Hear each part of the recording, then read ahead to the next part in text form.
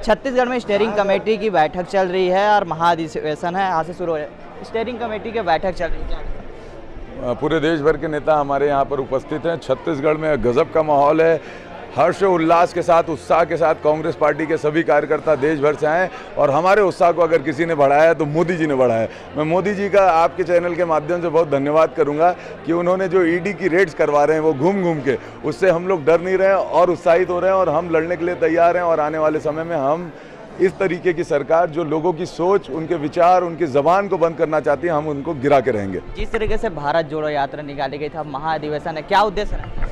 महाधिवेशन के माध्यम से भारत जोड़ो यात्रा में हमारे नेता राहुल गांधी जी ने करोड़ों लोगों से बात की, उनसे चर्चा की और जो मुद्दे पूरे देश भर के निकल आए उन मुद्दों पर चर्चा कर रहे हैं और निश्चित रूप से कैसे रोड मैप बना के हम लोगों को लाभ दिला सकते हैं, कांग्रेस की जो विचारधारा है उसको इस्टेब्लिश कर सकते हैं, उस पर हम लोग चर्चा कर रहे हैं और निश्चित रूप से हम ये करके दिखाएंगे। जिस तरीके से ईडी के ऊपर लगातार रेड चल रहा है छत्तीसगढ़ में, कांग्रेसी नेताओं का आपके ऊपर भी ईडी रेड चल रहा है, क्या कहेंगे इस पर? देखो, मेरे घर ईडी के लोग आए थे, उनको चमन्नी भी नहीं मिली जिसको लेकर वो जा सकें और मुझे बोल सकें कि मैंने कोई गलती की है। तो इस तरीके से हम डरेंगे नहीं। उस दिन हज़ारों की संख्या में जो लोग भिलाई के इकट्ठे हुए थे, जो आम जनता इकट्ठी हुई थी, उसने ईडी को ये सबक सिखा दिया है कि अब उनका इस तरीके का रवैया कांग्रेस के नेता क्या, जनता भी नहीं सहन करेंगी। जनता आके खड़ी होगी ईडी के सामने, ईडी को भागना पड़ा तो हम डरते नहीं हैं और इससे हमको वो डरा नहीं सकते। इस महाधिवेशन में आगामी चुनाव में कितना असर देखने को मिलेगा?